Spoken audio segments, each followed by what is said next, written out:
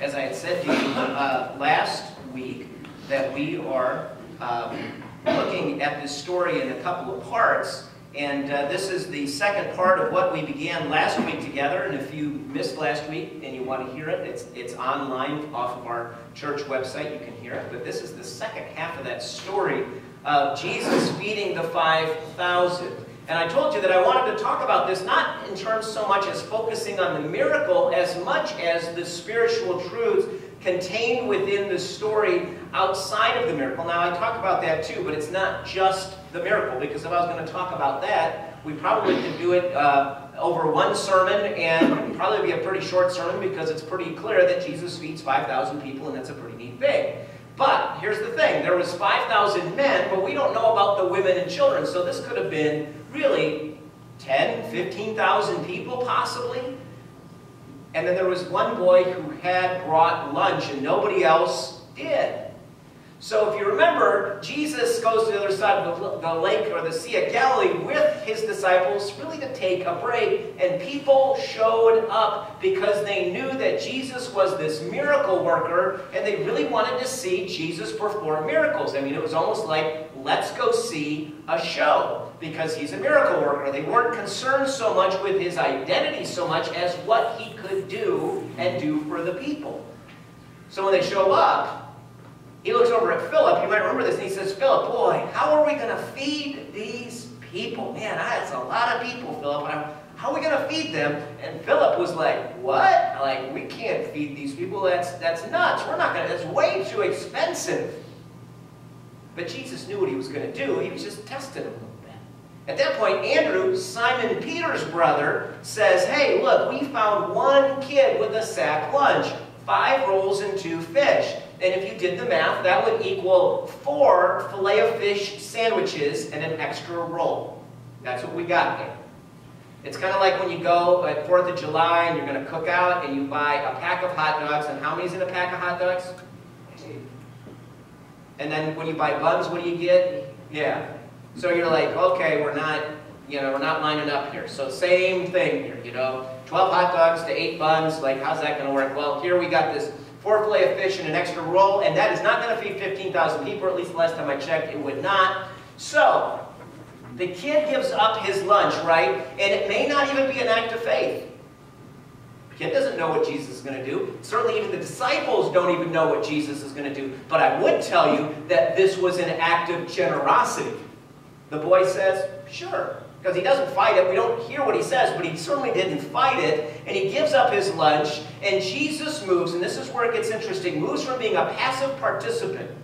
Jesus is watching the crowd, he's testing Philip, he's talking to Andrew, he's watching people mill around. Jesus isn't doing a whole lot up to this point, and he steps in and he takes charge, and he says, have the people sit down. I mean, boom, just like that. Have the people sit down. People were milling about. They're probably getting hungry. The people are wondering what Jesus is going to do. Is he going to do anything? Remember, they weren't there for his identity and being ministered to in the sense of being spiritually fed, let alone physically fed. They were just there because it was kind of a neat sideshow. But he says, y'all just sit down. I'm in charge here. I'm taking care of what needs taking care of. And when I read, when Jesus just says, have them sit down, what pops into my head is this thought that there are times in my life when I am moving at a metaphorical 100 miles an hour, and I wish Jesus would say to me, would you just sit down? I'm in charge here. I mean, intellectually, yeah, I know Jesus is the Lord of my life, but in everyday living, I'm the one who's keeping the balls juggling, all the things that I got to get done and keep it moving, and I need Jesus to remind me on a daily basis to sit down, because not only is he in charge of me, but he's also in charge of all the balls that I'm juggling in the air with home and family and kids and all that kind of stuff. Jesus is in charge of that too. He seizes the moment. He takes the bread. He gives thanks. He distributes that bread to those who were seated as much as they wanted, and he did the same with the fish. Because you look, I don't know what's face at this point. He's giving thanks for 5 loaves and 2 fish. They might have been scratching their heads while he was praying over this food. They're like, why is Jesus giving thanks for this small amount of food? It's not going to feed us, so is he saying his own table prayer before he eats? I mean, maybe he's just giving thanks for his dinner and we get to watch him eat. Maybe that's what's going on here. I mean, even the disciples didn't know what he was going to do. I mean, he tested them, they failed. And not in a bad way, but they didn't quite get it. They didn't catch on that Jesus can do whatever he wants to do, so even his closest friends didn't know that. But Jesus gives thanks. It's a reminder to us. Jesus is in charge, but also that it's a reminder to be thankful. Jesus doesn't need to give thanks for anything, because everything the eye can see belongs to him already. God created everything, therefore it already belongs to God.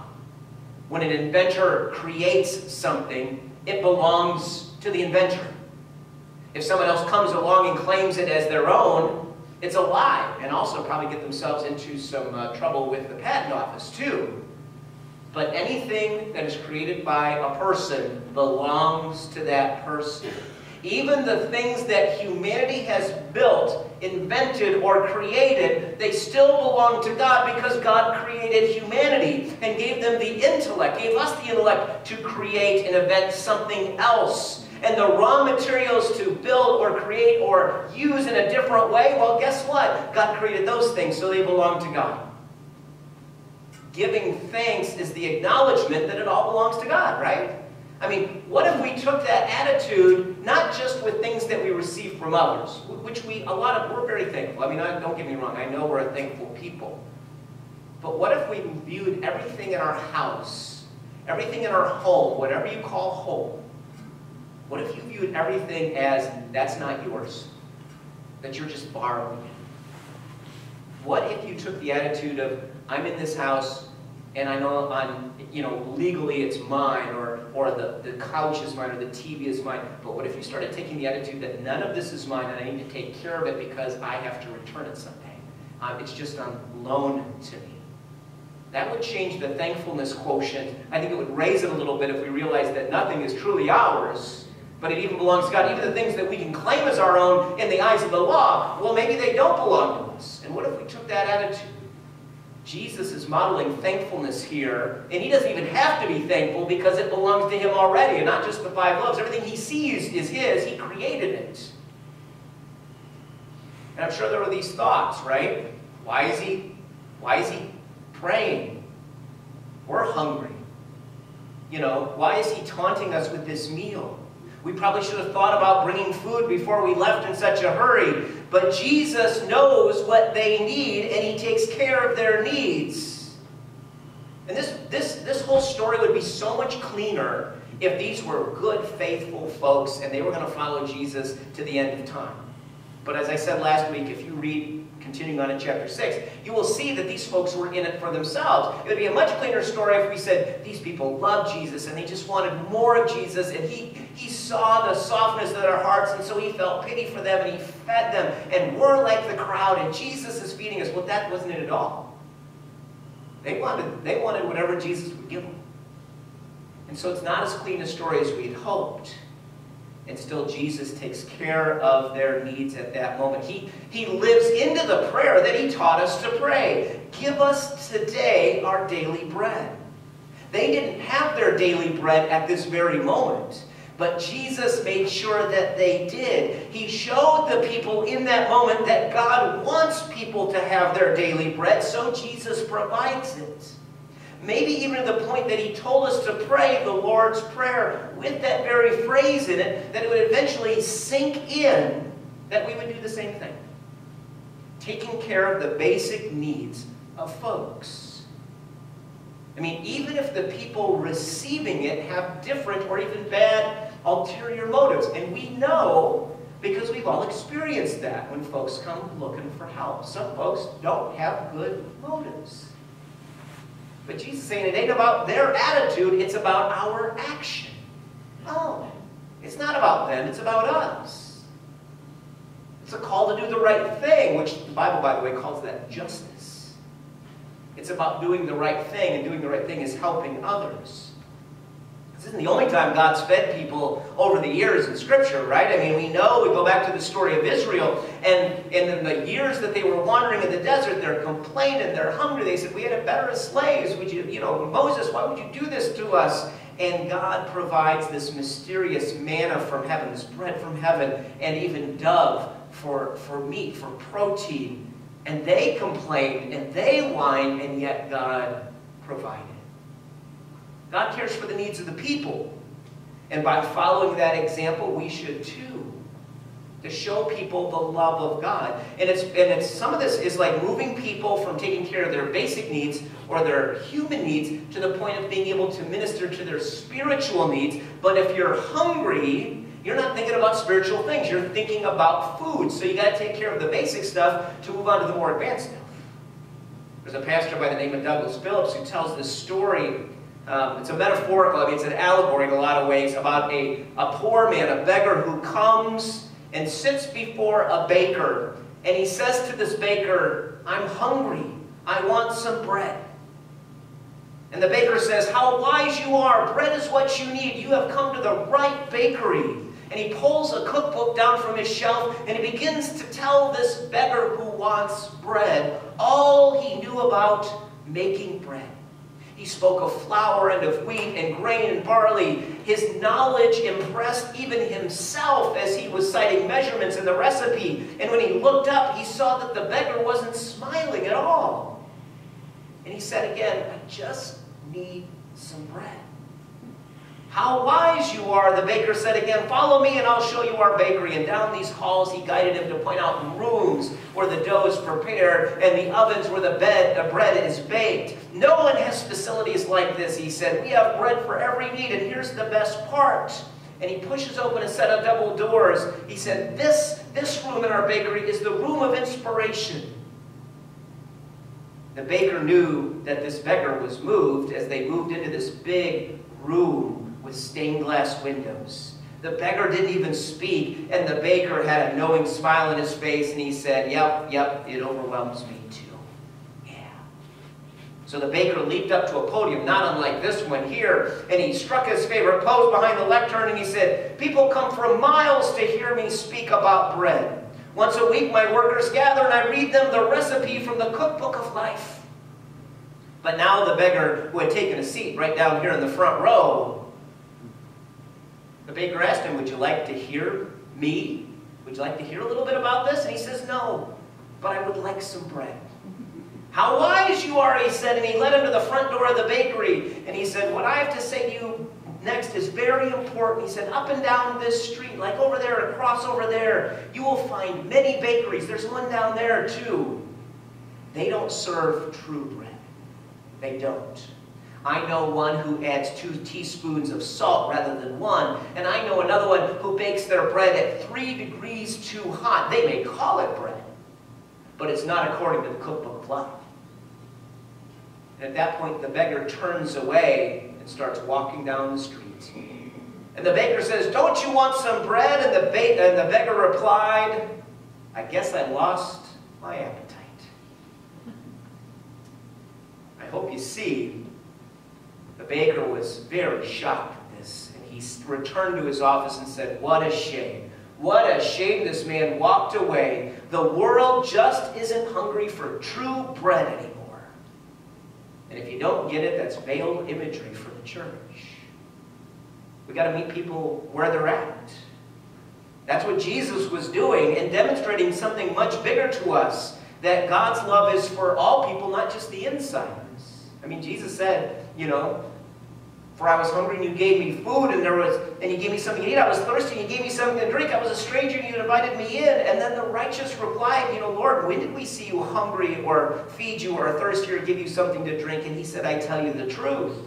When you did it for one of the least of these, you did it for me. Make you think twice when someone asks for help. Matter of fact, here's an interesting story. A few weeks ago, over at Jewel, one of our members was approached by someone and said, could you lend me $5 or give me $5? Believe it or not, true story. And Our member assessed the situation, looked at the person, and decided, seems to be a legitimate request, and he gives the person $5, and he says thank you, and he walks away. And about 3 minutes later, this person returns and says, here's your $5 back, and here's another $5. I was doing a study on generosity of people. And so I wanted you to know that I was not trying to test you so much, but gauging the generosity of people, and I'm giving this back to you plus another $5 because you were willing to give to someone who appeared to have need. Now it makes you think. Now that doesn't happen very often, if at all. This might be happening once in a lifetime. But we need to remember that when we do things for others, it is an indication of not necessarily who we're helping, but our act of generosity towards God. I mean, think about feeding people. If Jesus were to show up and do this today, feed a crowd, and he did it in Fort Lauderdale, Florida, what would happen to him? He'd be arrested. See, they passed a law saying no public food sharing. And so, if Jesus did this in Fort Lauderdale, he might get arrested for it. So I'm just telling you. And matter of fact, part of that, if you haven't read the story, it's an organization that had been feeding folks for years, and the city no longer wanted them to do that, so they passed this public ban on food sharing, and including some of our Lutheran churches down there are involved in this, if you didn't know that. So I'm just warning you that if you dive head into what Jesus instructs, depending on what part of the country you are in, it might actually get you into trouble. Just saying. But Jesus feeds the folks. The meal ends, and he says this, and I find this fascinating: pick up what is left over, let nothing be wasted. Think about that. Jesus has the ability to create as much food as is needed, and then even more, an abundance of God's love and care and provision, even possibly for ungrateful people. There is more than enough. There was leftovers. And Jesus could do this at any time that he wanted, and so he says, pick up the leftovers. I mean, what's the big deal if you have the ability to do this whenever you want? Why would you need to even worry? We could just leave it for the birds or whatever. But he's concerned about wasting what has been given. It doesn't say what happened to the leftovers, only that it shouldn't go to waste. And I will tell you, and I'm not going to get into it, but there's places all over in the Old Testament about the people of Israel and how they should care for their resources and not waste a thing. Not only in farming, but in raising crops, but also in animal management, all sorts of things about conservation and not wasting. So Jesus says, make the best use of what you have, even when there are leftovers. So what have we heard today? Be still and let Jesus be in charge. Be thankful, for nothing is truly ours. Be generous and care for others, even when their motives might be suspect. And finally, be watchful and do not waste. See, there's a lot of stuff in this story. It took us 2 weeks to get through it. Lots of stuff to learn. So continue to chew on this. Read that story again and again. There's a lot in there. Amen. Amen.